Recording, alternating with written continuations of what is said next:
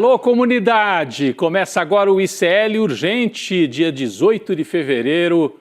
Acabou o nosso carnaval, quarta-feira de cinzas, mas muita notícia no Brasil, né? Muita polêmica, um carnaval com polarização política até na avenida. A gente vai trazer estas informações e outras importantes também no campo da economia. Tudo isso ao vivo aqui no ICL Urgente. Eu saúdo você também que nos acompanha depois, o programa gravado. O ICL Urgente é muito assistido por gente que nos acompanha durante a noite, às vezes até na madrugada seguinte. Então, um abraço para todos e todas que nos acompanham mais uma vez. Com a gente hoje o Bruno Concílio, na Central de Informações e de Apuração do ICL. Boa tarde para você, Bruno, enquanto a Laura Couto se recupera do carnaval, né?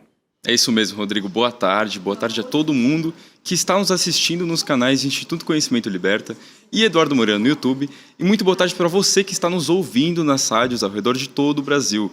Não esquece de deixar o seu like na nossa transmissão, se inscrever e comentar da onde que você está assistindo, que eu estou de olho aqui no chat, Rodrigo. É isso aí, deixa o seu like, uma boa tarde para todas e todos que nos acompanham. Eu vou começar com as notícias de economia, mas que tem tudo a ver com política também. Você já sabe do que nós vamos falar. Vamos lá. Atualizações do caso Master. Olha só, gente, né? Isso vai se expandindo no mercado. O Banco Central decretou hoje a liquidação extrajudicial do Banco Pleno, controlado por um ex-sócio do Vorcaro. O ex-sócio do Vorcaro se chama Augusto Ferreira Lima. São tantos nomes, né? O Daniel Vorcaro, dono do Master. O Augusto Ferreira Lima era sócio do Vorcaro no Master e dono do Banco Pleno.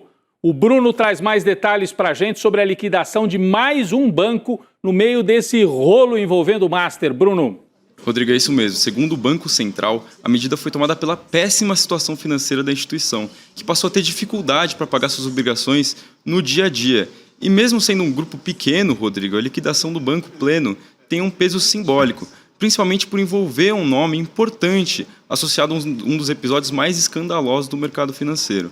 O Augusto Lima, o ex-sócio de Daniel Vorcaro, que foi preso no âmbito da Operação Compliance Zero, tem ligações profundas com o cenário político da Bahia. Em 2018, ele venceu a licitação para adquirir a empresa baiana de alimentos e estruturou um sistema de crédito consignado, voltado para servidores públicos, o CredSesta. Na época, o Rui Costa era governador da Bahia e o senador Jacques Wagner comandava a Secretaria de Desenvolvimento Econômico do Estado. Os dois são próximos do banqueiro e foram peças cruciais para a ascensão de Lima no mercado financeiro, Rodrigo. Então é bom a gente prestar atenção. O banco do Augusto Lima foi liquidado hoje. Ele era sócio minoritário do Vorcaro no Master e tinha essas conexões políticas que partiram lá da Bahia, do PT da Bahia. Então, ele tinha ramificações para todo lado. Eu vou pedir para a nossa equipe, vou até virar para cá, para a gente colocar aqui no telão, um quadro que foi feito pela Folha de São Paulo, a gente dá o crédito, que é um quadro complexo, mostrando a teia de relacionamentos, a rede de relacionamentos do Augusto Lima. Então, a gente já citou Rui Costa e Jacques Wagner do PT da Bahia. Por que é importante citar? Porque foi a partir daqui da Bahia que o Augusto Lima ganhou peso e conseguiu se alavancar e virar banqueiro. Mas ele tinha relações com todos os campos da política. Por exemplo, João Roma, presidente estadual do PL do Bolsonaro na Bahia. Antônio Rueda, presidente do União Brasil. Ronaldo Vieira Bento, ex-ministro de Bolsonaro, também ligadíssimo ao Augusto Lima. É claro que a ligação mais forte e emblemática é com o próprio Vorcaro, com quem ele ajudou, ele constituiu o Banco Master, né? Mas ele tem essas ramificações também políticas. E eu citaria mais um nome, a esposa do Augusto Lima. Aí você vai dizer, peraí, você está envolvendo situação pessoal, não tem nada a ver? Não, nesse caso tem, porque o Augusto Lima era casado, ou é casado, melhor dizendo, com a Flávia Pérez Lima, é a esposa dele. E quem é a Flávia Pérez Lima? Você talvez conheça a Flávia como Flávia Arruda. Ela foi ministra do Bolsonaro. E ela era Flávia Arruda porque ela era casada com aquele governador Arruda do Distrito Federal. Depois se separa do Arruda e vira esposa do Augusto Lima e vira ministra do governo do Jair Bolsonaro. Então o Augusto Lima tem um pé para o lado do PT da Bahia, tem ramificações para o lado do PL, para o lado do bolsonarismo e a ligação com o Daniel Vorcaro, mas a partir da liquidação do banco dele, do Banco Pleno, que de pleno não tinha nada, pode acabar espirrando aí, né, lama em alguns nomes de variados partidos da esquerda até a direita. Por isso que a gente diz que esse escândalo do Master é um escândalo gigante. Muita gente fala, vocês não param de falar nisso, mas é algo que pega muita gente no espectro político. É verdade que o Master tem muito mais a ver com o lado da direita, mas nesse caso aqui do Augusto, respinga também nesses dois personagens do PT da Bahia, e é importante, isso é factual, a gente está trazendo um fato. Falando ainda no caso Master, olha, o ICL está cumprindo um papel importante nas apurações, hein? Olha só, uma nota assinada pelo nosso colega Luiz Costa Pinto, na coluna Reserva Exclusiva, que é uma nova coluna de notas para quem assina a revista Liberta. Você ganha esta coluna com notas de bastidor exclusivas da política, da economia, da cultura. Bom, esta nota, publicada no fim de janeiro pelo Luiz Costa Pinto, fez o Ministério Público, que atua no Tribunal de Contas da União, pedir investigação para identificar quais foram as autoridades que frequentaram as festinhas do Vorcaro lá em Trancoso. Essa aqui era a mansão do Vorcaro, uma mansão impressionante do Daniel Vorcaro na Bahia. De novo, as pessoas podem falar, peraí, isso aí não diz respeito a interesse público, o que ele fazia, quem ele convidava para as festas, não diz respeito à investigação pública. Diz porque tudo leva a crer, pelo que foi apurado até agora, que o Vorcaro levava autoridades para estas festas e colocava em condições assim constrangedoras para ter essas pessoas na mão. Então, interessa saber quem é que o banqueiro Vorcaro tinha na mão por causa de vídeos, porque a informação é de que ele gravava as festas justamente para ter estas autoridades dos três poderes da República na mão do Daniel Vorcaro. A nota foi publicada, a nota do Luiz Costa Pinto, em 22 de janeiro, e cita uma fonte que revelou a existência desses vídeos documentando as festas. Na época, e até agora, ninguém viu ainda os vídeos, mas essa fonte viu, contou para o Luiz Costa Pinto, ele publicou, e isso virou notícia, e agora o TCU vai abrir investigação. A gente tem aqui um trecho, um dos trechos dessa nota, foi publicada pelo Luiz Costa Pinto na coluna da revista Liberta, hein, que vai avançando em número de assinantes. Você aproveita e assine a revista. Altas autoridades dos três poderes foram a estas festas, diz a nota. Do poder executivo, do atual governo, ninguém protagoniza as fitas, as gravações. Então, do governo atual do Lula, não. Mas integrantes do Ministério de Jair Bolsonaro no governo passado, sim, à farta, ou seja, aos montes. Eram farrinhas privê reunindo homens e mulheres do mercado financeiro, da política e do meio jurídico, dizia a nota do Luiz Costa Pinto. Vamos para um outro trecho em que ele prossegue com a apuração. Quem ia a estas festas na casa do Trancoso, do ex-banqueiro? Trancoso você sabe, né? Litoral da Bahia. Se via obrigado a deixar o celular desligado e nas mãos de alguém da área de segurança durante esses convescotes. Eu já fui em festa chique, que você tem que entregar o celular na entrada. Já fui em festa desse tipo, mas não teve nada parecido com o que tem aí nas festinhas do Vorcaro. Em algumas das farras havia até detector de metal. Contudo, o Vorcaro possuía circuito interno de câmeras, ou seja, ele não queria que ninguém gravasse, só ele mesmo. Eram discretamente dispostas essas câmeras, mas muito eficazes. Havia pontos de captação em todos os cômodos para a segurança pessoal, que era a alegação do Daniel Vorcaro. Então ele tem na mão autoridades políticos dos três poderes. Bruno Concílio traz mais detalhes sobre essa representação do Ministério Público que pede que o caso seja investigado agora no TCU. Bruno. Rodrigo, na representação, o MP menciona que o envolvimento de autoridades de alta cúpula representa um risco sistêmico para a confiança nas instituições públicas. Além disso, o subprocurador-geral Lucas Furtado também explicou que o objetivo é saber quem possui intimidade para ir a essas festas ou provocar interferências políticas que podem contaminar as conclusões de qualquer investigação. Procuradas pela Reserva Exclusiva, na época da publicação da nota, Rodrigo, as assessorias jurídica e de imprensa do ex-banqueiro Daniel Vorcaro e do liquidado Master preferiram não se pronunciar sobre o tema. Não se pronunciaram, podiam ter trazido um contraponto aqui. Quando a gente fala Reserva Exclusiva, pessoal, é o nome da coluna né, que é coordenada pelo Luiz Costa Pinto, mas vários jornalistas aqui do ICL trazem as suas apurações.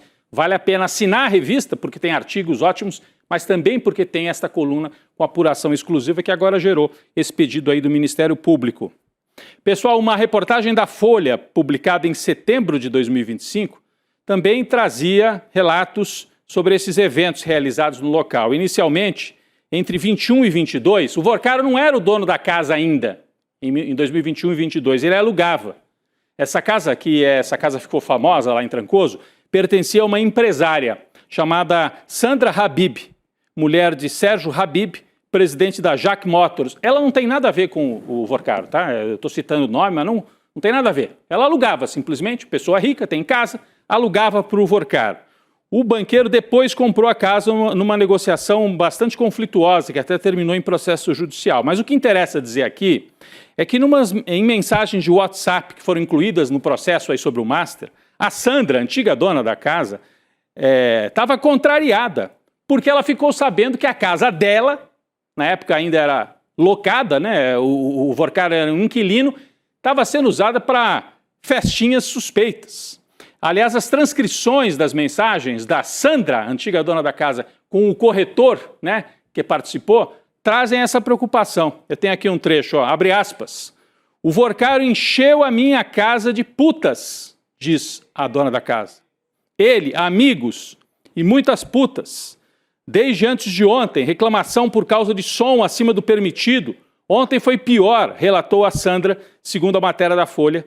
Esse relato dele foi feito dela, né, da dona da casa, foi feito a um corretor no dia 5 de outubro de 2022, véspera do aniversário de Vorcaro. Então, esse era o tipo de festinha que ele fazia lá. Repito, podia ser da esfera privada, né? Estava incomodando a proprietária antiga da casa. Isso é problema do Vorcaro. Agora, se ele atraiu para essas festas autoridades e se por atrair gerou influência, tráfico de influência, que fez com que demorasse a intervenção no banco, aí é interesse público e aí tem que trazer, né, a Polícia Federal tem que investigar, o Tribunal de Contas, e é papel da imprensa também investigar tudo isso. Bom, o rastro de destruição do caso Master vai afetar mais gente. Liquidado o Master, liquidado o Banco Pleno, e olha quem mais é que está na fila aí, gente. Notícia de hoje. Banco do líder religioso Edir Macedo pode ser o próximo a cair. Está aqui na manchete do site Metrópolis. Calote de quase 500 milhões de reais. O banco do Edir Macedo, acho que é um deles, viu? O Edir Macedo tem mais de um banco. Mas esse aqui se chama Digimais. Está caindo aos pedaços, segundo os relatos, né, aí das investigações. O sócio do banco, o Edir Macedo é dono, mas tem um sócio. Ele tem um sócio que tem o seguinte nome, Roberto Campos Marinho Filho. É engraçado, né? O Edir Macedo tem um sócio chamado Roberto Marinho Filho. Bom, esse sócio afirmou que teve um prejuízo de quase 500 milhões ao aceitar títulos da Fictor, da Reag e do Master como lastro de participação do Digimais num fundo de investimento. Ou seja, o banco do Edir Macedo se deixou contaminar pelos papéis do Master, colocou para dentro de um fundo de investimentos do banco dele, Edir Macedo, papéis do Master. Isso gerou prejuízo e um dos sócios está fazendo a reclamação e olha, esse banco também pode enfrentar dificuldades, por isso que é um caso que se espalha no mercado financeiro, na política e pode chegar ao judiciário. Essa situação de crise não é de hoje. Relatórios de 24 e 25 apontaram alta inadimplência do banco, o banco do Edir Macedo, Digimais, após a pandemia, né, o que corroeu o patrimônio e exigiu aportes recorrentes para evitar uma quebra. O dinheiro veio do próprio Edir Macedo, que, pelo jeito, líder da Igreja Universal e dono da TV Record, vai ter que tirar mais dinheiro do bolso se quiser evitar a quebra desse banco, contaminado também pelo caso Master. Vamos para um assunto agora envolvendo o judiciário, mas tem a ver com isso, tem a ver com essa mega investigação. O ministro Alexandre de Moraes está enfurecido com a nova crise aberta no STF. A manchete é essa, ó, Moraes com sangue nos olhos. Eu não acho bom ministro do Supremo, juiz com sangue nos olhos. Ministro e juiz que tem poder de prender e soltar, deve agir com serenidade. Se ele está com sangue nos olhos, não é bom sinal, mas é um fato. O desgaste envolve vazamento de dados fiscais de familiares dos ministros. Entre as vítimas está a própria esposa de Moraes, Viviane Barsi, e também estaria aí entre as que tiveram o sigilo fiscal quebrado ilegalmente, a enteada de Gilmar Mendes, outro ministro da corte. Só para lembrar, a Viviane, né, muita gente levanta a informação de que ela é advogada e assinou um contrato multimilionário para defender o Master. E aí o pessoal que é contra o Alexandre de Moraes fica tentando entrar para rastrear dados fiscais para descobrir alguma coisa contra ela. Bom, a suspeita é de que funcionários da própria Receita Federal foram os responsáveis por fazer acessos indevidos à vida fiscal, né, ao sigilo fiscal da Viviane, esposa do Alexandre de Moraes. Aliados do ministro afirmam que ele está com o sangue nos olhos, como a gente já falou aí, e ele quer descobrir de qualquer maneira quem é que está por trás disso. Bruno, que história é essa? Você traz para a gente outras informações. Rodrigo, é isso mesmo. O Alexandre de Moraes ele partiu para cima da Receita Federal. O ministro determinou uma operação da PF contra 4 suspeitos de vazamentos de dados. São eles Luiz Antônio Nunes, Luciano Peri, Ruth Machado dos Santos e Ricardo Mansano. Todos eles são funcionários da Receita Federal. Foram cumpridos 4 mandatos de busca e apreensão nos estados de São Paulo, Rio de Janeiro e Bahia. Também foram determinadas medidas cautelares, como o monitoramento por tornozeleira eletrônica, o afastamento da função e o cancelamento de passaportes. O ministro ainda quebrou o sigilo dos 4 servidores públicos suspeitos. O objetivo é saber se eles venderam esses dados e, se sim, quem pagou. Em nota, a Receita Federal reconheceu que os dados foram acessados indevidamente e que as investigações seguem sendo aprofundadas, Rodrigo. Então é isso, atenção. 4 funcionários da Receita Federal sob investigação. A Receita admite que funcionários podem ter feito acesso ilegal, indevido, porque você não pode. Eles têm senha, né? Eles têm super senhas. Pouquíssima gente tem, mas eles têm funcionários da Receita de médio e alto escalão. E aí fizeram acessos indevidos, reconhece a própria Receita Federal. O STF quer saber, fizeram por conta própria ou havia um esquema político para arrancar informações e passar para a imprensa? Quem pagou, se é que pagou? Pode ser que esses funcionários fizeram da cabeça deles. Tem que ser investigado. Aí, inclusive, tem uma história rolando aí nas redes sociais. Ah, tá vendo? Foi a turma aí que entregou essas informações para Malu Gaspar. Então a Malu Gaspar tem que ser investigada. E a gente está cansado de dizer aqui, goste ou não goste da Malu Gaspar, jornalista não comete crime nenhum se recebe informação e publica. O que não pode é pagar, né, para ter informação indevida. Mas se alguém fez essa operação, extraiu os dados e entregou para Malu Gaspar, goste-se ou não, ou, se você não gostar da Malu Gaspar, tanto faz. Ela tem direito, aliás, é uma prerrogativa e até um dever se tiver interesse público envolvido. Mas a turma está aí falando, né, desse caso. E o Alexandre de Moraes investigando. O STF informou que os investigados vão prestar depoimento à Polícia Federal. A decisão de Moraes e a manifestação da PGR estão em sigilo, não foram divulgados, né? Não foram divulgadas, né? O ministro Alexandre de Moraes é o relator desse caso porque ele juntou essa apuração ao inquérito das fake news. Mas o que tem isso a ver com fake news? Isso é uma outra questão também, né? Alexandre de Moraes põe tudo para dentro desse inquérito aí, que foi aberto em 2019. Mas, repito, nesse caso, independentemente do que a gente achar do Alexandre de Moraes e tal, não pode, né? Funcionário da Receita Federal, sem ordem judicial, não pode usar suas senhas para quebrar sigilos de ninguém, a não ser por ordem judicial, senão vira bagunça e vira caos completo. Então, faz bem o judiciário de investigar quem é que quebrou esses sigilos e a mando de quem. Pessoal, o presidente Lula sancionou parcialmente o projeto que previa reajuste salarial para carreiras da Câmara, do Senado e do Tribunal de Contas da União. Você lembra, né? O Lula falou, eu vou vetar um pedaço. E ele vetou. Ele vetou os seguintes trechos. Aumento salarial gradual para os anos de 2027, 28 e 29, que estava previsto lá, no que foi aprovado no Congresso. Vetou também, está aqui no telão, vetou também pagamento retroativo de despesas permanentes. E vetou a criação de uma licença compensatória que poderia ser convertida em dinheiro e permitiria ultrapassar o teto salarial do servidor público. Então é uma tentativa de moralizar um pouco, porque no Legislativo o topo do Legislativo já ganha muito bem, estão numa operação de reajustes acima da inflação e de furar teto constitucional. O presidente Lula vetou tudo isso. Bom, eu disse, que nós estamos na quarta-feira de cinzas, acabou o nosso carnaval, o carnaval chegou ao fim, os desfiles das escolas deram o que falar, principalmente lá no Rio de Janeiro, no Sambódromo. Aqui em São Paulo, já temos o resultado, saiu ontem, a vencedora foi a Mocidade Alegre, com um enredo sobre a atriz Léa Garcia. A Gaviões da Fiel ficou em segundo por uma diferença pequena.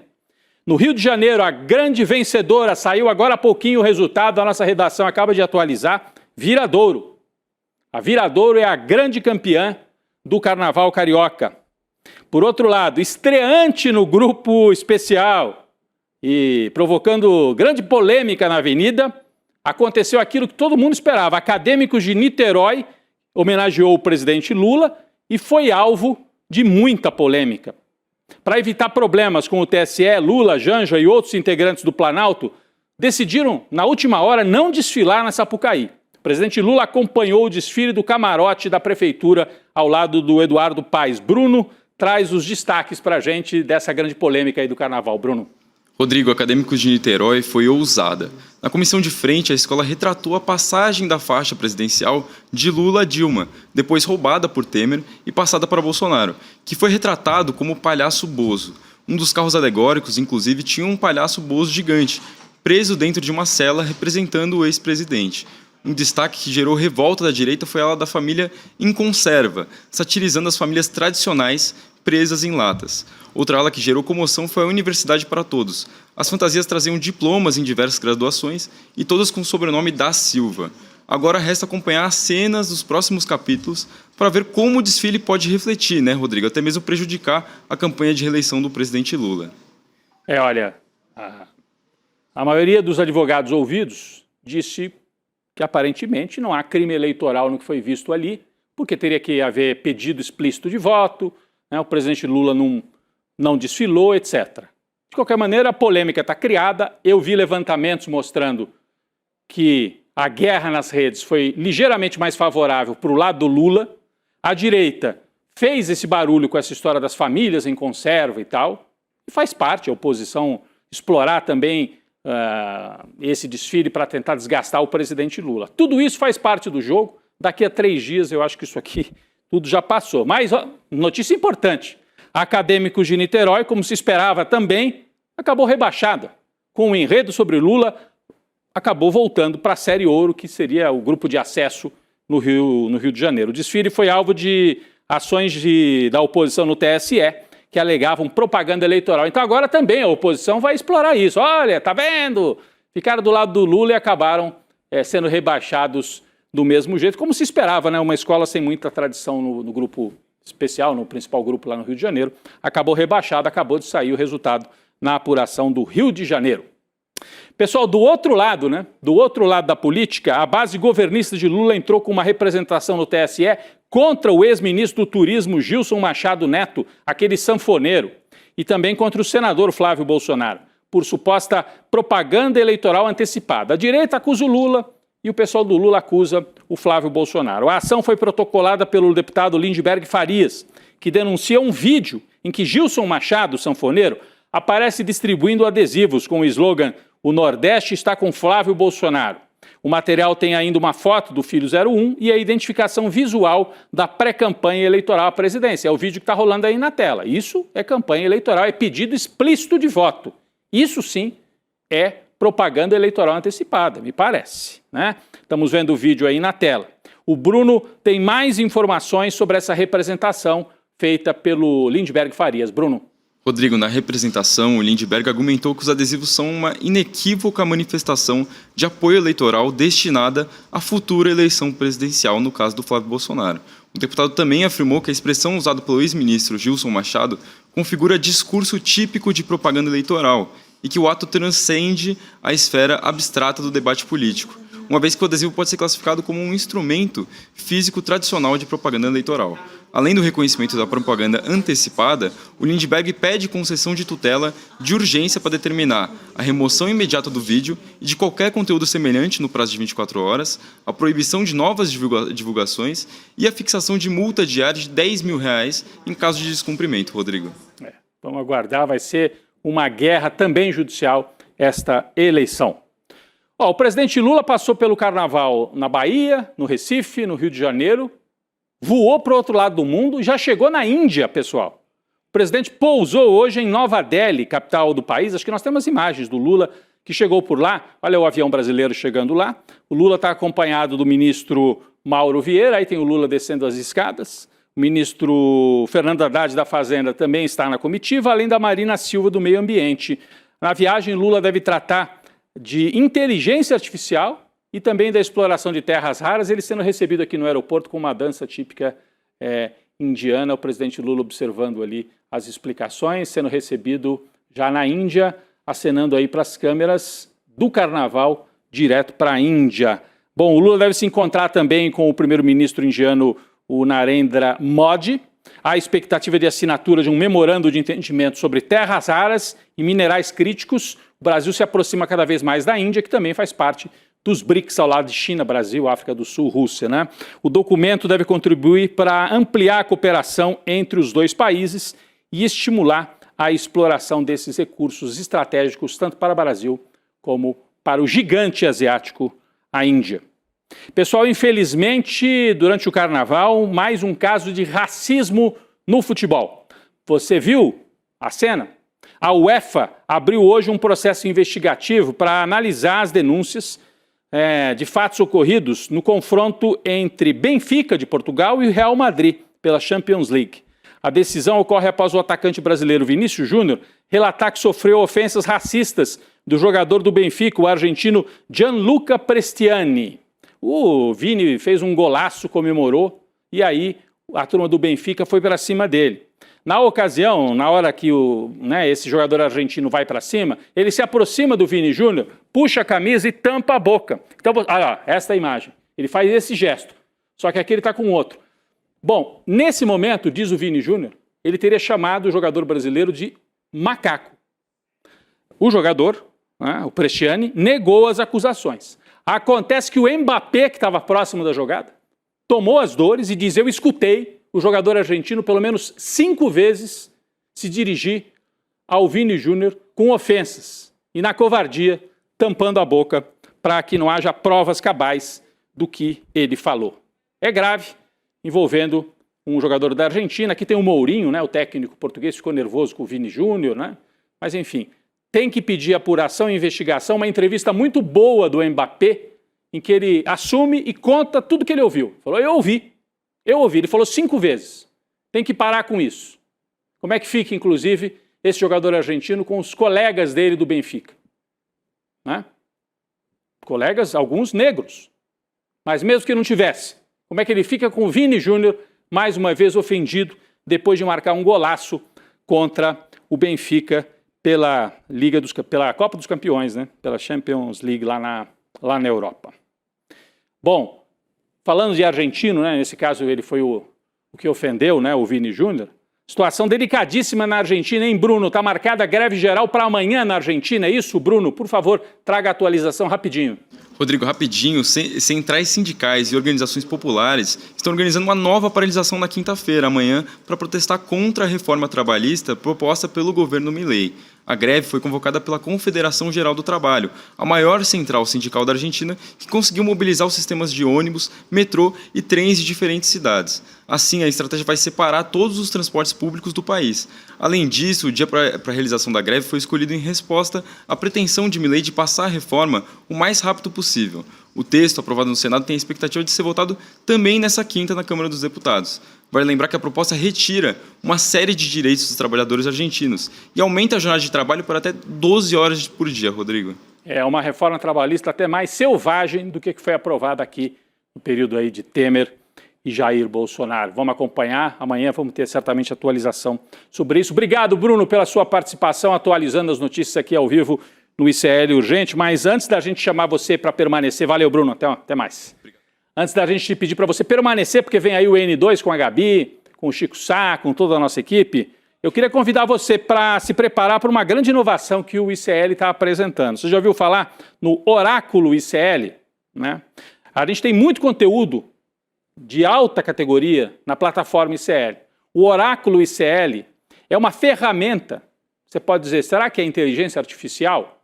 Será que é isso? Mas é uma ferramenta que vai permitir que o conteúdo que está lá no ICL, nos cursos, você possa acessar e usar nos debates, usar da maneira que você achar melhor. O Eduardo Moreira vai explicar como é que vai funcionar o Oráculo ICL no dia 26 de fevereiro, 8 horas da noite, aqui, ao vivo, para toda a nossa comunidade. Para você participar, você acessa iclurgente.com.br e garante a sua vaga. Interessante, é uma ferramenta nova. Vai ser apresentada pelo Edu no dia 26, 8 horas da noite, Oráculo ICL. Você acessa em iclurgente.com.br. É isso, o ICL Urgente volta amanhã, vem aí o N2, a gente se vê. Obrigado. Visualiza aqui a situação. Você está no encontro da família, você está na mesa do bar com os amigos da escola ou da faculdade e de repente surge um daqueles temas polêmicos. E aí você está lá do outro lado, a tia do Zap, o cara da extrema direita, não sei o quê, e começa a argumentar do lado dele, você puxa os seus argumentos, a discussão começa a elevar ali o tom, a temperatura, e você precisa de uma grande cartada para inquestionavelmente ganhar aquela discussão. Pois é, o ICL criou uma ferramenta que vai te dar esse superpoder. É como se no meio da discussão você pudesse trazer para o seu lado o João César Castro Rocha, o Gessé Souza, a Marilena Chauí, o Michael Sandel, o Domênico Di Masi, os maiores professores e professoras do mundo, mas de uma maneira rápida, prática e detalhe, pessoal. É uma ferramenta que não existe no mundo e é fruto de mais de um ano de trabalho de uma equipe enorme do ICL. Ela muda o jogo completamente. Ela se chama Oráculo ICL e vai ser revelada no dia 26 de fevereiro, às 8 horas da noite. Todos os dias, as principais notícias do Brasil e do mundo direto no seu WhatsApp, com informação de qualidade e sem fake news. Escaneie agora o QR Code e entre para o canal do ICL Notícias.